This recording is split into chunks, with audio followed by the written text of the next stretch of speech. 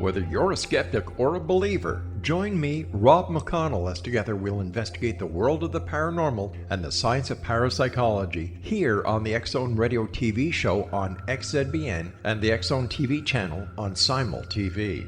Since 1990, the X-Zone Radio TV show has been the place where people dare to believe and dare to be heard. Together, we'll investigate UFOs, aliens, ghosts, Bigfoot, psychic phenomenon, lake monsters, conspiracy theories, government cover-ups, the truth embargo, alien abductions, ESP, haunted locations from around the world, and so much more. With over 28 years of broadcasting and more than 4,500 individual guests, the X-Zone is truly a place where fact is fiction and fiction is reality, as evidenced by the credibility, integrity, and professionalism of the guests that we bring to our international audience. If you have seen a UFO, had a close encounter, seen a ghost, Bigfoot, lake monster, or a story that you would like to share or have investigated, contact me, Rob McConnell, by sending me your email to xzone@xzoneradiotv.com, or you can call toll-free 1-800-610-7035, extension 143, and on Skype, X-Zone Radio TV. For more information on the X-Zone Radio TV show with yours truly, Rob McConnell, visit www.xzoneradiotv.com or www.xzonetvchannel.com or simultv.com and xzbn.net. Until next we meet here in the X-Zone from our broadcast center and studios in Hamilton, Ontario, Canada, always remember, X-Zone Nation, keep your eyes to the sky and your heart in the light.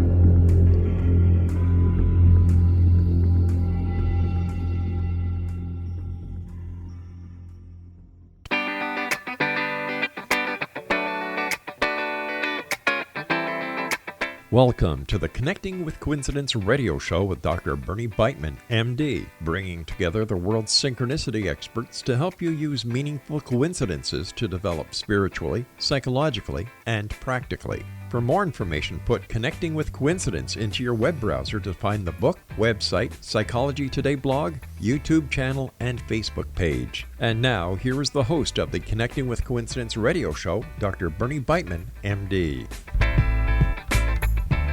Welcome to Connecting with Coincidence. Yes, I am your host, Dr. Bernie Beitman, MD. So glad you are with us, you loyal fans, with us again. Here we are looking into all aspects of coincidences with people from around the world. Spread the word about the show. Word of mouth is how we grow. And here's a question for all you out there in coincider land. Think about this one. What is the purpose of humankind?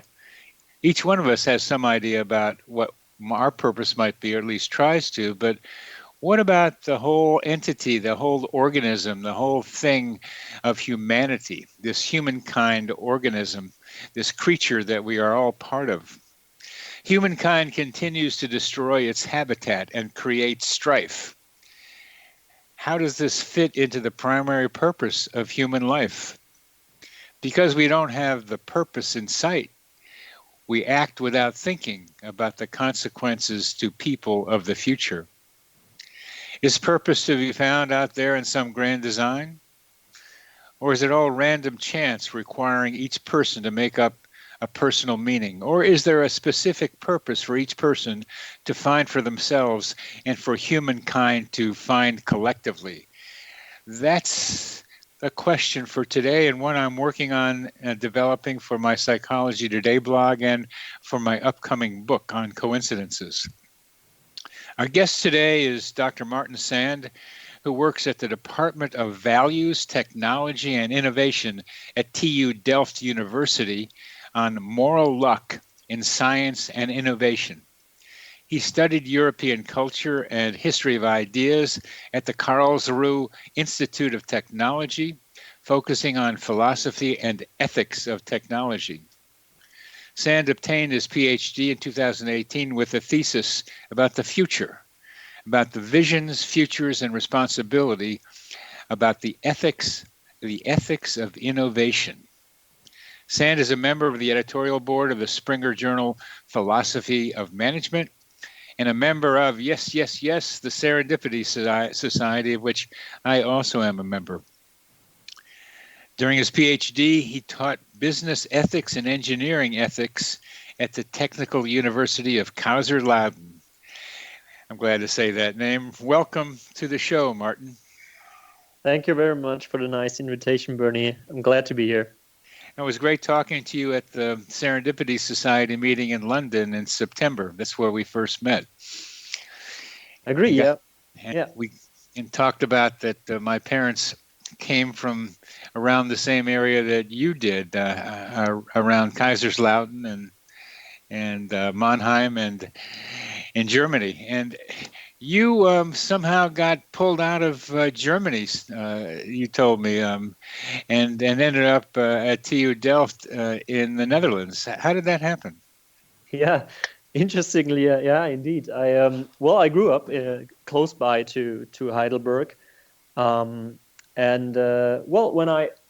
before I started doing my PhD at the KIT in Karlsruhe, I went as a master's student of philosophy to Strasbourg in France, and met my current partner, my girlfriend, who is from the Netherlands, and she attended as a PhD student at Erasmus Rotterdam University. That's how our relation started. And just 2 years ago, I decided to move to the Netherlands and start a new life, sort of. Luckily, also got a position at the TU Delft with my current fellowship to do the project that I'm currently doing on moral luck in science and innovation. So that was an exciting coincidence. It really changed my life. People meet each other all the time. You met in Strasbourg, which sometimes has been part of France and sometimes part of Germany. Yes. My mother's parents were married in Strasbourg on what became my birthday, February 27th. And of course, they didn't know that was my birthday when they got married. But it's one of those fun things now that you had quite a coincidence in Strasbourg where you met your wife. Now, was there anything dramatic about that meeting that was out of the ordinary? Did people introduce you, or did you meet somehow in some strange way?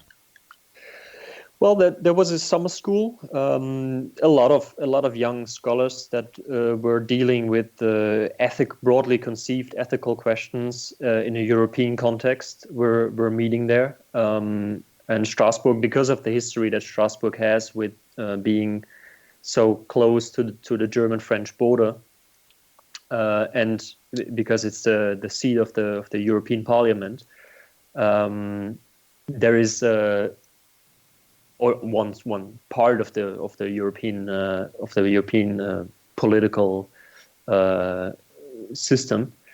It is a typical meeting place of organizations that want to bring scholars from Europe together. So it was not particularly not a particularly exciting. A lot of people were there in our age, but as a person, of course, my partner is a very exciting person. Not someone, I would say, not someone that you meet everywhere. A very unique person. So how did you meet her at this conference? Actually, I came a bit late. I came directly from another conference in Berlin and entered the introductory lecture a bit too late, so all eyes were on me. Everyone was staring at me, and I was so tired that in this introductory lecture, which everyone was engaged in, I almost fell asleep. And some people, including my girlfriend, also recognized that, and that's what she pressed me on then later on in the week. But you didn't know her when you walked in, did you? No, I didn't. No. So how did she end up pressing you about sleeping? we then in the course of the week we went out in the evenings and had a couple of beers and then how did it happen that you went out? That's that first meeting with her is what I'm asking about. That is a good question. I can't recall the details anymore, but we were at a certain point. We decided that we will be going out. And that's the question. Is when we talk about coincidences that are kind of dramatic, it's that what brings the two people together, and you can't remember, and that's okay. But that's what I'm trying to ask you about. But let me ask another question.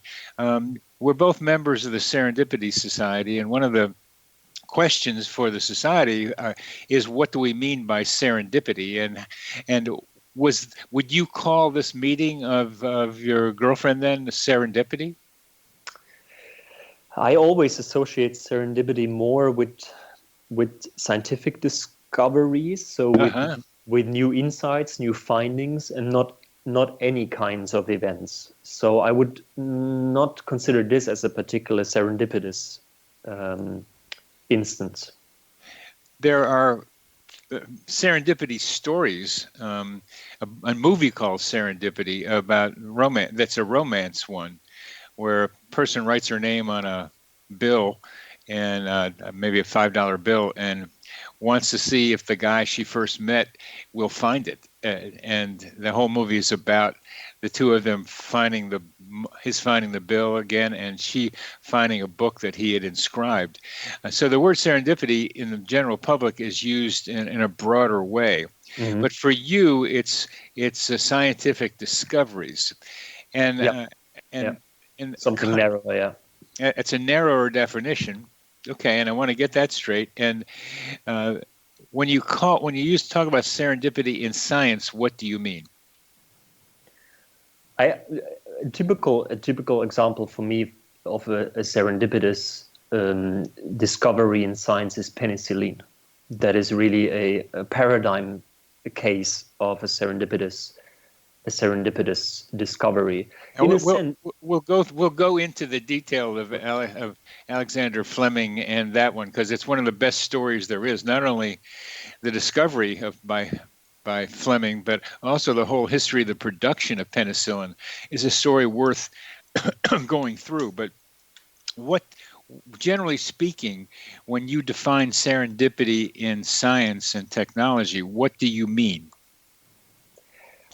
I'm very appealed to the way the Pek van Andel, also one of the yes, I see. Participants. Hard to forget him. Yes, sir. Yeah, hard to forget.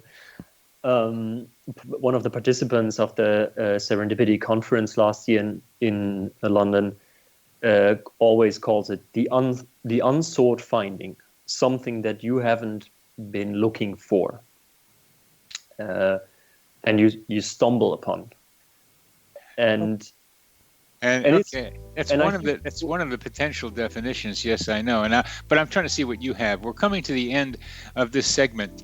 You're listening to Connecting with Coincidence. I'm your host, Dr. Bernie Beitman, MD. We are talking with philosopher Martin Sand.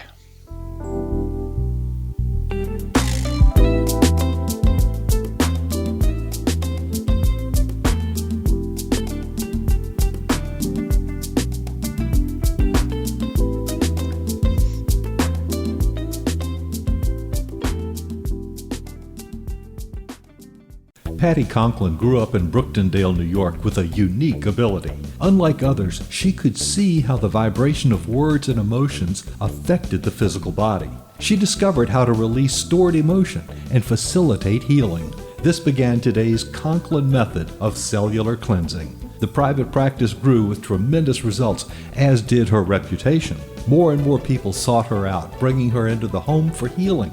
She soon realized she could even teach this to others, and they could shift perception and thus prevent illness from occurring. Patty Conklin quickly became a frequent keynote speaker, and she developed a curriculum for teaching the Conklin method of cellular cleansing. For more information, visit pattyconklin.com. PattiConklin, pattyconklin.com, or call 404-474-0086. That's 404-474-0086.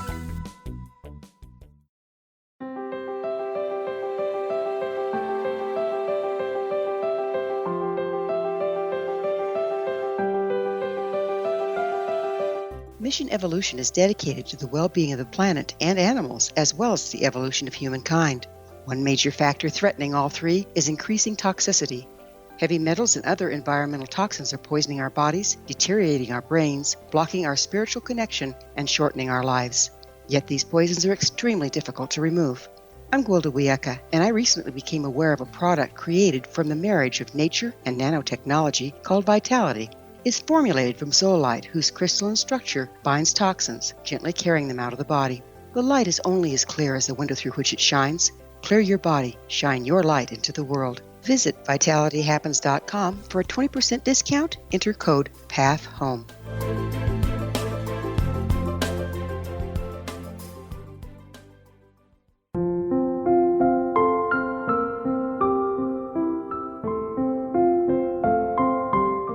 I am Dr. Carl O'Helvey, founder, president of a new cancer foundation focusing on evidence-based physical, mental, and spiritual interventions, including natural cancer cures, prayer, meditation, affirmations, nutrition, and other related holistic cancer prevention and cure modalities. These are used in cancer education, research, and financing care. I ask for your help to continue this important work by donating at www.holisticcancerfoundation.com.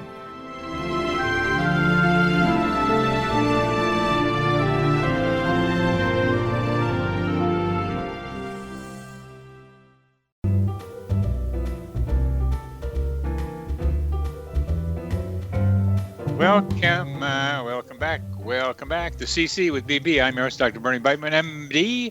We're talking with Martin Sand, and we're going through some very important definitions. What do we mean by serendipity is one of them, and another is what we mean by luck. But let's do the fantastic story of Alexander Fleming and the discovery of penicillin. Martin, a lot of people still don't know that story. Why don't you tell us about it and why you got interested in it? I know Serendipity Society leader has written a dissertation on that subject, on penicillin and its discovery. But what's it to you? Describe it to us and what it means to you. So this is really a fantastic and a paradigm example for a serendipitous discovery, the discovery of penicillin, and often it is really reduced to the moment in which, or the circumstances in which, Alexander Fleming really came across this speck of mold in a petri dish in his laboratory in which he was working in the year 1928. But serendipity is sort of, and that is also what my colleague Samantha is often alluding to, really the fact that luck has been involved in several stages of the process, from Alexander Fleming's original work in London in the 20s until we had this final medical drug that could deal so well with bacterial infections. So we really have a complex narrative from Alexander Fleming doing work in antiseptic substances to having a final medical drug, a medical product that can easily handle bacterial infections, and that is a really striking paradigm case of serendipity. But the most central moment in which something very unexpected and lucky happens in the story is in September 1928, because in August Alexander Fleming leaves his laboratory, and he had, before he leaves on holidays for a couple of weeks, he has inoculated a couple of petri dishes with bacterial cultures. And while he's gone, he doesn't expect it. He returns after a couple of weeks, and a mold has infected one of those petri dishes. And so he returns and he has a look at the petri dish and first wants to discard the petri dish and thinks, well, there's nothing interesting that happens all the time, that a mold infects one of those petri dishes. But he sees that the bacterial culture that he planted there before did not grow closer to the mold. So he realizes that there's an antiseptic mechanism going on here. Because in 1921, he had mucus from his nose drop onto a petri dish and also created a halo of inhibition that he again saw in 1928 with the mold juice. Yes, so he was aware of which kind of effect he was looking for. He had that sort of preparedness that is often connected with the term serendipity, that it is this combination of chance and wisdom, as Samantha says. Yes. So in a sense, he was clearly prepared to identify what was going on here, but that mold would appear in the petri dish has certainly been beyond his control. Beyond his control. That one of the characteristics of Fleming might have been his Scottish heritage, that he didn't throw everything away. He didn't clean up before he left. He looked to see if anything had happened, because he wanted to make sure that maybe something had happened that might be worth his interest. And also I've read something about the temperature in London dropping around the right time for the mold to come through the staircase from another laboratory and land on his petri dishes, and the temperature had to be right for the mold to be able to grow first. If it had been too hot, it might not have, and it was a hot summer. So there were a lot of other variables that may have played a part in this very dramatic discovery. So please continue. Yes, and of course that had at the time you would expect, if that had been sort of a linear development, the publication in which Fleming first describes this mechanism would have had massive repercussions in the scientific community, but it was actually not really. It didn't draw a lot of attention until. It didn't. Yeah. No, not at all. Until almost 12 years later, until in an Oxford study group with Howard Florey and Ernest Chain became aware of this paper and picked it up again. And that is sort of the next step in this series of highly unlikely events that eventually leads to the success of penicillin. My understanding of that story is that that Chain and what's his name also Florey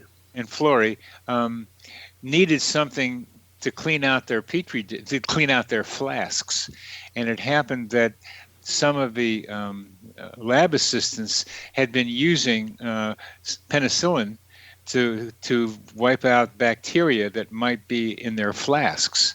So they wanted to find this penicillin as a result of this, as they saw the paper. But there it was, right there in their laboratory, with people using it to antibacterialize the flasks. So Florey and Chain they were studying, as I understood it, how cell membranes might be broken down. They weren't even looking for an antibiotic. Indeed. But they were the group that picked up Fleming's finding, because he himself, as far as I'm aware, recommended to use penicillin only once for clinical application in a case where someone he knew was having a bacterial infection. And And then only after Jane and Florey got interested in penicillin, they started doing systematic clinical trials. Yeah. Yeah, and a lot of funny things happen in that too. Picking a guinea pig rather than a rat, where the penicillin might have killed the rat but didn't kill the guinea pig. And there were all kinds of other little things that happened, but they were able to determine that it had some antibacterial capacities for people. And then what happened? And that, yes, indeed, and they started systematically. Studying that it could be used to as a drug to treat bacterial infections. And under the impression of the Second World War, that was starting to come into starting to emerge all over Europe. They tried to speed up the finding a penicillium strand that was highly yielding, so that it could be produced in a very big on a very big scale. Uh-huh. But they themselves couldn't find such a high yielding strand of penicillium, and so another person becomes very important who is by now almost forgotten in this story, and that is a lady called Mary Hunt. Yeah, and she was the one to identify what that became for a number of decades the actual strand of penicillium that would be the basis of an industrial of a mass production, industrial scale production of penicillin. Yeah. She as much as Fleming should get credit for finding that mold in a farmer's market in Peoria, Illinois, is where she found it. Yeah, it's and she's ended up in history only being called Moldy Mary. Yes. And it's a shame because she was so instrumental on the other end, just like Fleming started it. She found it serendipitously, I would call, or by luck, however we define that, by looking around and seeing this gold stuff on a melon in Peoria, while the U.S. had sent out its military looking for mold all over the world. And there was Mary Hunt finding it right there in her farmer's market in the same town that she was, where they had corn liquor to grow the stuff in. Indeed, and it's in a sense, and that relates to the what I'm what intrigues me so much about luck's involvement in this type of scientific discoveries is that it's a big injustice that she received so little attention for her contribution to the discovery. Agreed. And so, how do you process that? We're coming to the end of this, as our bell just kind of told us. But what we're going to talk about here is what are more the ethics of this situation in which Fleming got and Chain and Florey got Nobel Prizes, and Mary came away with only the name Moldy Mary when her contribution at the other end was so necessary for the whole thing to have happened. You're listening to Connecting with Coincidence. I am your host, Dr. Bernie Beitman, MD. We are talking with Martin Sand, and we will be going into what luck and ethics in scientific discoveries.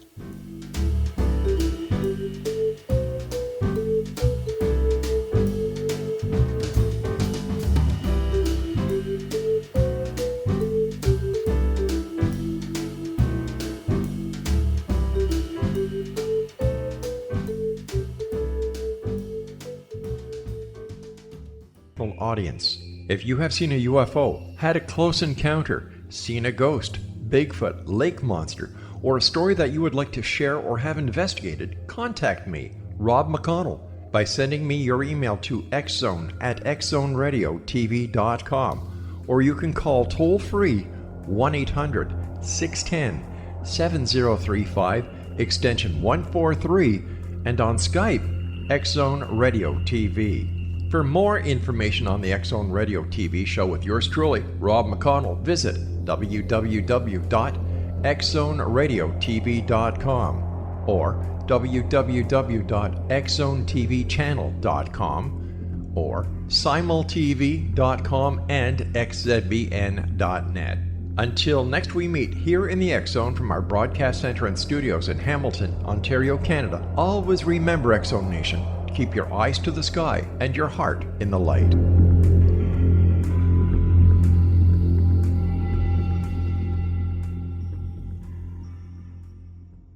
Join Patty Conklin and Healing Within Radio each week. More than entertainment, Healing Within offers educational, useful tools for everyday life. Listen for help overcoming fear, anxiety, and depression. Patty knows about eliminating cancer, MS, dementia, Parkinson's, and a host of illnesses that we face every day. Life can be good. Life is good. All you need are simple tools to start changing your life. Start right now by visiting pattyconklin.com, PATTICONKLIN. No matter where you are in the world, you can work with Patty through Skype, phone, or in person, visiting one of her retreats in Georgia.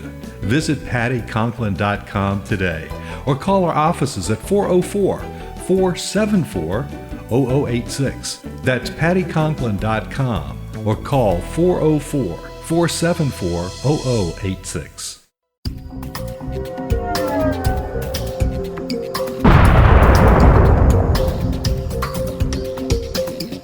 Coming soon to the X Zone Broadcast Network is A Different Perspective with me, Kevin Randall, as your host. We'll be taking a close look at what is happening in the world of UFOs today with side trips into the paranormal. Guests will range from those who are household names to those who have a different perspective on a variety of topics. No topic will be taboo, but there will be tough questions asked as we all search for the truth about UFOs, the paranormal, and those things that excite us. Sometimes we'll agree with a guest and sometimes we won't, but we'll try to keep the program topical. For those of you who would like to read, be sure to visit www.kevinrandall.blogspot.com and remember to listen to the other fine programs on the X Zone Broadcast Network at www.xzbn.net.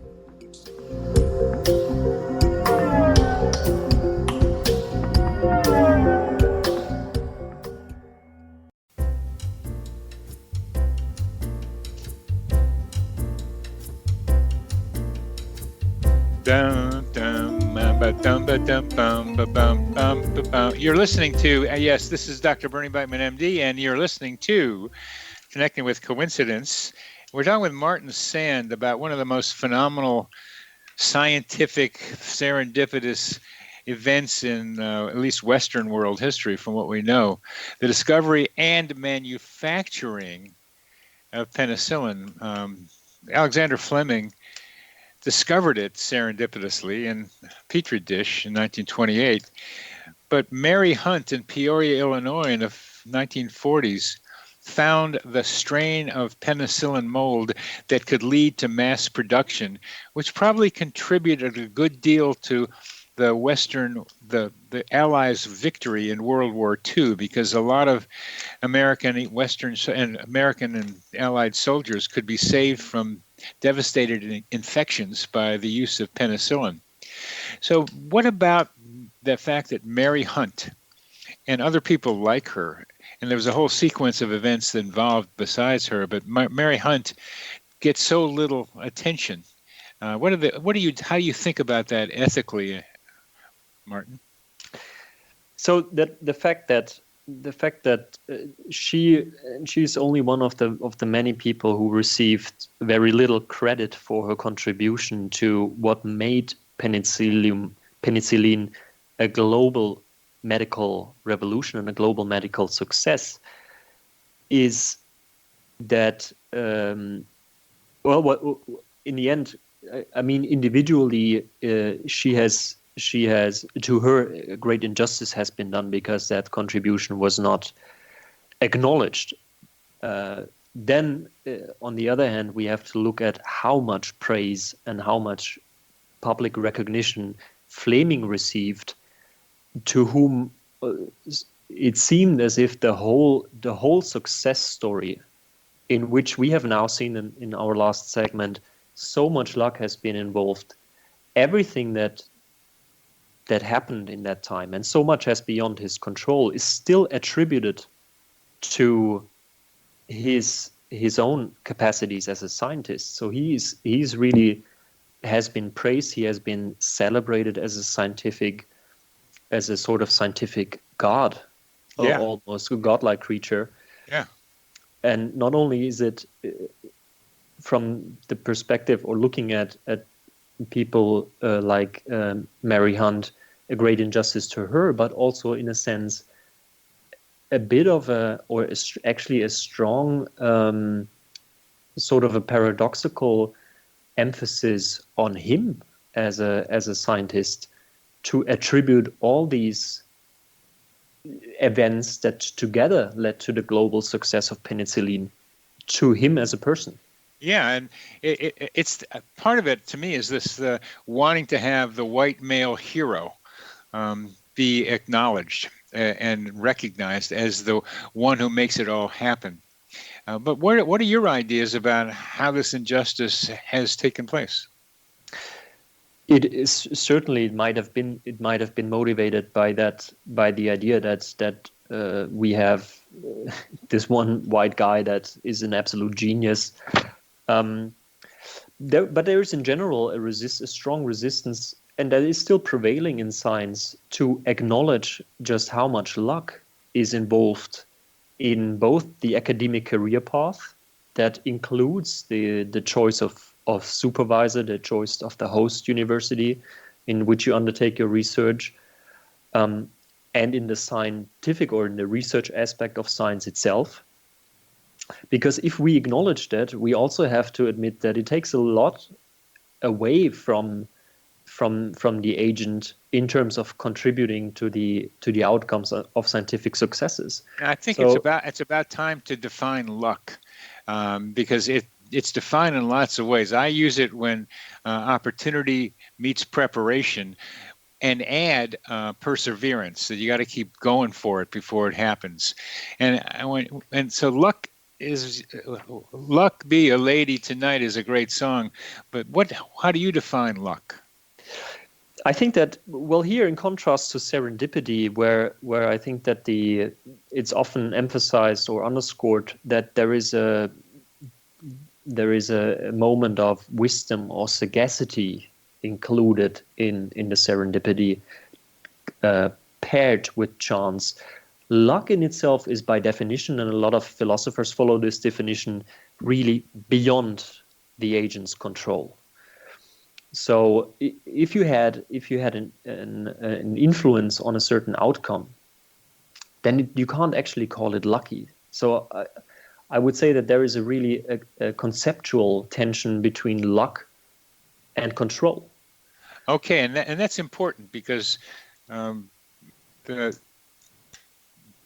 there are different definitions of luck, different kinds of luck, and what you're describing is one of them called dumb luck, meaning you didn't have anything to do with it; it just happened.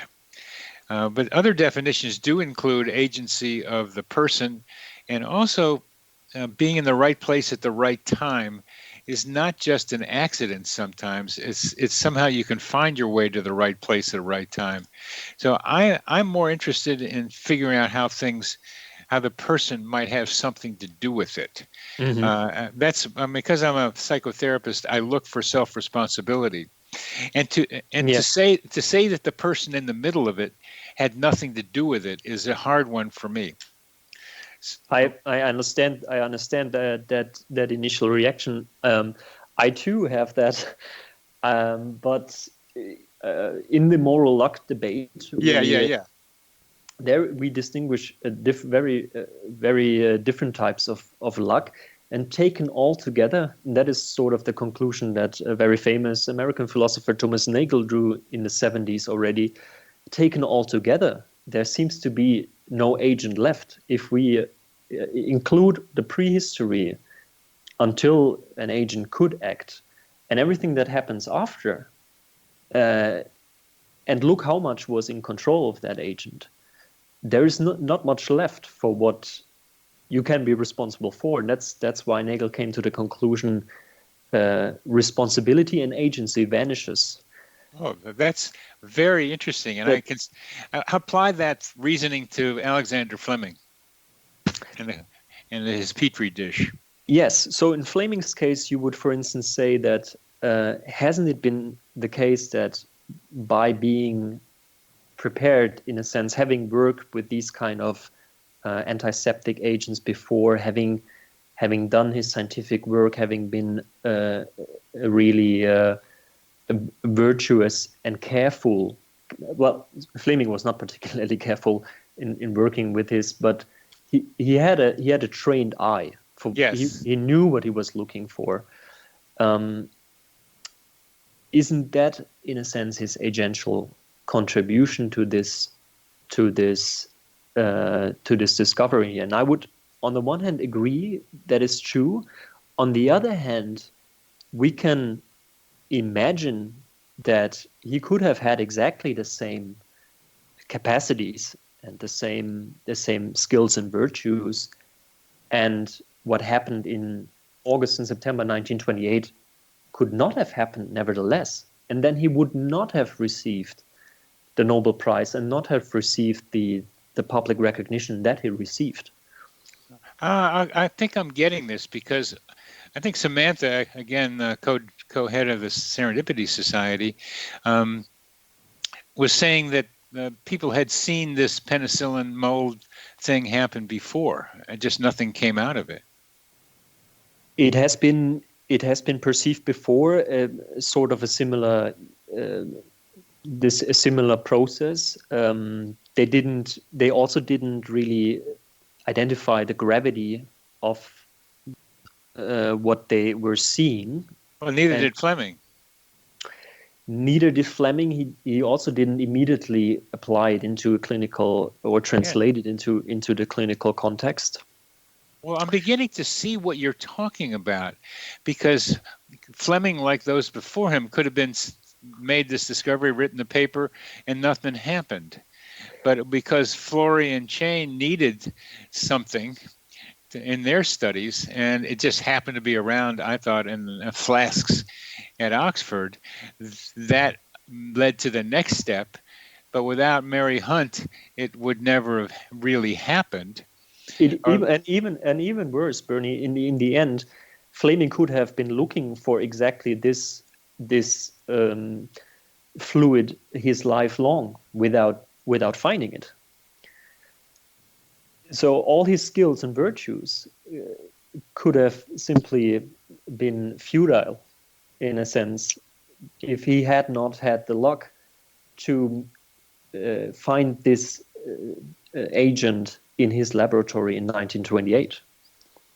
Okay, and that was luck that I would say that he had some agency for. I mean, we can argue about that because he was prepared to see it from his earlier experiences, as other people may have been before him to see that penicillin mold might do something like this.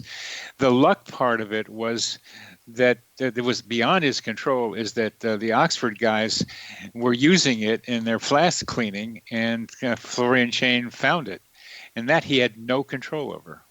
Mm-hmm. I think that's more the point I'm getting from you, is that he couldn't have made any of that happen afterwards, and certainly he didn't influence Mary Hunt to find the mold on the melon in Peoria. So this, now I'm getting the idea, and I think of it in different ways, that there's so many other people. We stand on the shoulders of giants. It's another way of saying it. We're coming to the end of this segment. We're talking with Martin Sand about luck in science, scientific discovery on the X-Zone Broadcast Network.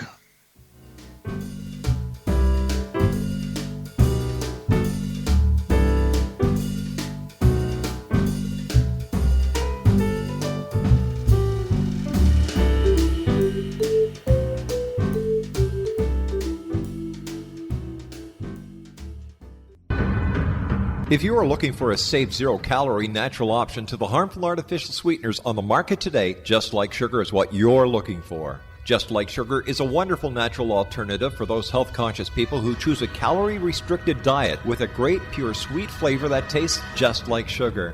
Just Like Sugar is a great natural option for people suffering from diabetes and may be useful in restricted diet programs where standard sugars are not allowed and does not cause a laxative effect of some other sweeteners. Just Like Sugar comprises a perfect blend of chicory root fiber, natural calcium, natural vitamin C, and Just Like Sugar's sweetness comes from the natural flavors from the peel of the orange. Just Like Sugar is a natural alternative to harmful artificial sweeteners and will change the way that you believe all natural sweetener products taste. Just Like Sugar is available at your local Whole Foods markets, Wild Oats markets, Henry's, Sun Harvest, and many other fine natural food stores in the U.S., Canada, and worldwide.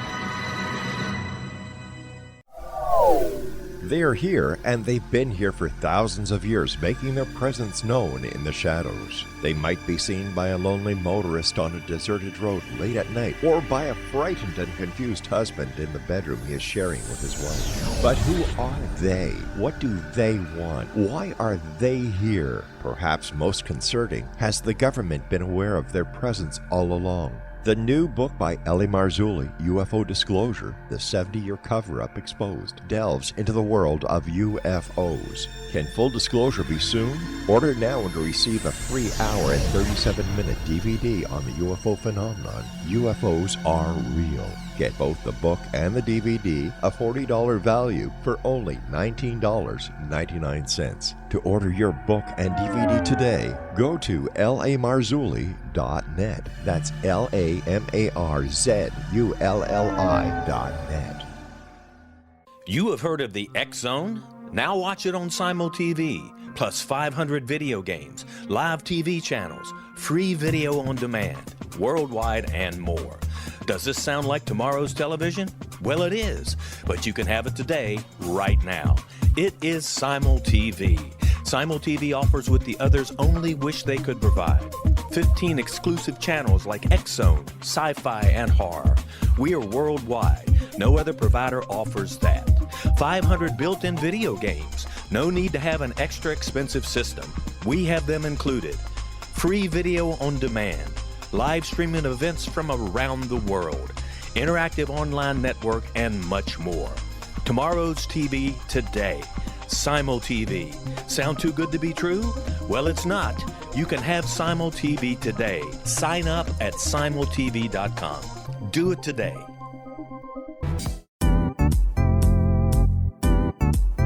Memorable dynamic presentations are a not-so-secret weapon in the business world. Do you have a powerful message that must be shared, but you haven't found a way to deliver that message?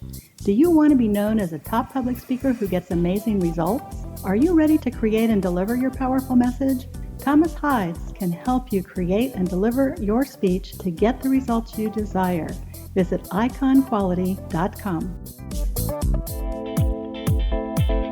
Did you expect your business to flourish, but instead it plateaued or didn't get off the ground yet? Would you like to achieve massive goals and discover new sources of income within your business? When you're ready to experience that type of success with fast results, Cindy Hendricks is the business coach for you. Her work with entrepreneurs and business owners has been life-changing. To get you and your business where you want to be, go to imaginemoresuccess.com. Has the fear of public speaking stalled your business or personal life? What would you give to develop and maintain supreme confidence? Have an invaluable private program to always perform at your best. Imagine how you would feel. You can have all that and so much more today with Thomas Hides' life-changing course called Number One Fear Unleashed. Visit numberonefear.com and be liberated from your fear of public speaking.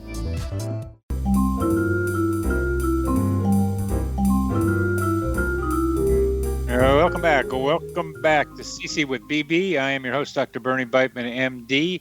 We're talking with Martin Sand about luck, and a particularly kind of luck that is focused on scientific and technological discoveries, and with the focus on Alexander Fleming and the discovery of penicillin. And Martin is saying that luck is beyond the agent's control. And this is a different definition from luck, which I've had, which is luck is opportunity meets preparation. Tell us more about what you mean by luck is beyond the agent's control, Martin. So, thank you, Bernie. This is what I believe really is this is why luck is, it is by definition that if someone could take an ordinary action like buying yourself a drink, you would not consider that as being lucky, because it has been within your control that you got a beer instead of a Coke, or vice versa. And so luck, I understand, is by definition beyond an agent's control, and because of that, it poses a particular challenge for the attribution of responsibility. Whatever is beyond the agent's control is not something for which the agent should be responsible. If we look then again into the case of Alexander Fleming, we will have to ask ourselves, if, having acknowledged now that so many people contributed to the global success of penicillin, why is he praised for it to the degree that he is praised for? Yeah. And I personally am also flipping back and forth between acknowledging that clearly that he did his work, he prepared himself by having studied antiseptic agents for a long time, while acknowledging at the same time, well, there was so much coincidence and so much chance involved in that whole process that I don't find an algorithm that could subtract one from the other to carve out what exactly precisely his agential contribution was and for which he's responsible. If we could find such a function, such a formula, that would be great. But in philosophy, we're still searching for it. Now, when you talk about ethics here, the ethics of attribution, I think. And before you do that, would you differentiate ethics from morality? I have a very broad definition. Well, I think that morality is more like a sum of values and norms that people have, while ethics is really the systematic study in order to find a consistent system of values and norms. Wow. So the ordinary and critical study and systematic approach to find a theory of values and norms that is consistent. Wow. Okay. Because that's not the definition I got. That morality is what culture tells you, and ethics is what you tell yourself. That's a simple version of it. But let's talk about morality or ethics, the ethics of attribution in scientific discovery. Go ahead. Yes. So in this case, we would look particularly at the concept of responsibility. This is the crucial one. And when we read about Fleming, we read, for instance, in an account from Bennett and Chung from 2001, that Fleming is an enduring role model for success in clinical research. Yeah. And then we have to wonder, how can that be? If we really discard the fact that the ultimate outcome of the discovery of penicillin cannot be wholly attributed to him. Yeah. Is then the only thing that he's a role model for really his skills and that he prepared? But that is not what you get the Nobel Prize for. No. So we have a complex narrative of the discovery of penicillin, and we have this what supposedly is this outstanding praiseworthiness of Fleming, and those pictures don't go together. No, they don't. And you find that, shall I say, unethical? I find it paradoxical. I find it deeply unsettling, but I also don't really have a solution to offer, to be honest. There are a number of arguments out there how we can deal with it. I myself tried to propose one in a recent paper in Science and Engineering. Which is what? What is your proposal? So what is, I think, at least an important first step is to make a clear conceptual distinction, which is what I haven't been doing now for the sake of simplicity. Yeah. But a clear conceptual distinction between reward, the Nobel Prize as a societal way of rewarding scientific excellence, and a more basic understanding of moral responsibility. And maybe those two different concepts, or these two different things, have different requirements. Maybe it is the case that to justify reward, we need a more tangible output. While when we talk about moral responsibility, we can be a bit more, let's say playful. We can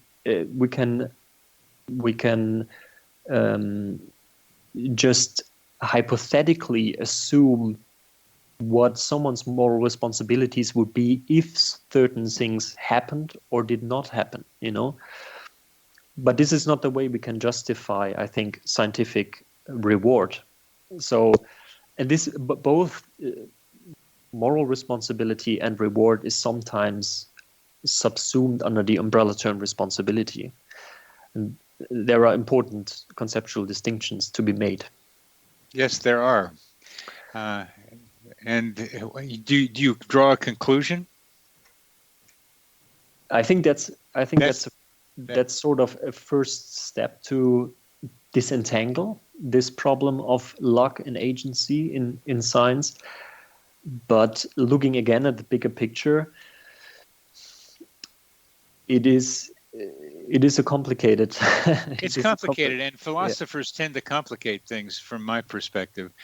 Just even looking at the definition of random in the Stanford Dictionary or Encyclopedia of Philosophy makes me crazy. I can't read it. It's like there's too many thises and that's and whats and ifs and maybes in it. That I'm a practical guy and have to come up with something that might be useful, and that's what I mean, useful. So what I'm getting from this discussion is a question more broadly about human responsibility itself. That if we say Fleming isn't responsible particularly for what happened with penicillin, it begins to question the responsibility of any of us in what we do in our lives. And while it's not the same thing, it brings up the question of free will. And I don't like the question, do we have free will or not? That's not the right question. It's how much free will do we have, is my opinion. So where does this luck idea begin to maybe generalize to you of no responsibility into the general living the life of our listeners?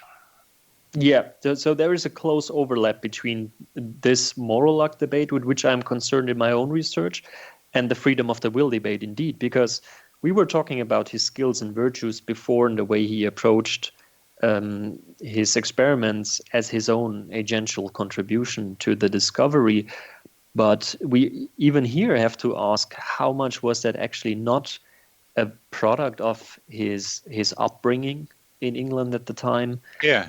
Would he really have developed those capacities had he been born in a different country? So we engage here in a bit of counterfactual reasoning, and again the agency slips a bit through our fingers. We lose a grip on the agency part.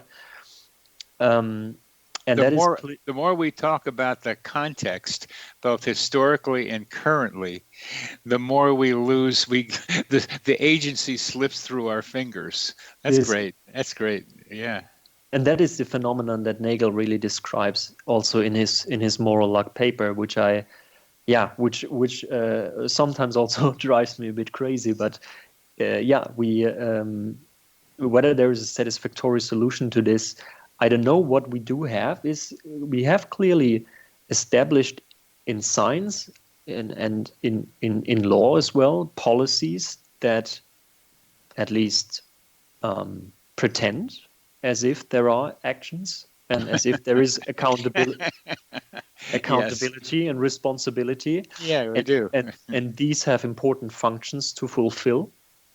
And maybe we can justify those functions simply without reference to a very substantial concept of moral responsibility. Maybe the pure agency that we want for moral responsibility is in ordinary life, not attainable.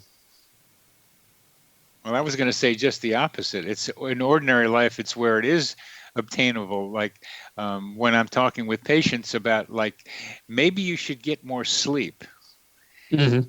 And maybe you should go to bed at a certain time every day, because that's going to help your mood. And they have the responsibility of being able to make that decision, don't they? When we make these recommendations, we assume that they do. But it may be something else. Now, unfortunately, we've come to the end of our show, and you're challenging the whole basis of what I do as a therapist. But that's fun. Yeah. You've been listening to Connecting with Coincidence. I'm your host, Dr. Bernie Beitman, MD. We're on the X-Zone Broadcast Network, and our guest has been Martin Sand. And I don't know if I'm responsible for signing off on this show. Thank you for the invitation, Bernie. You're welcome.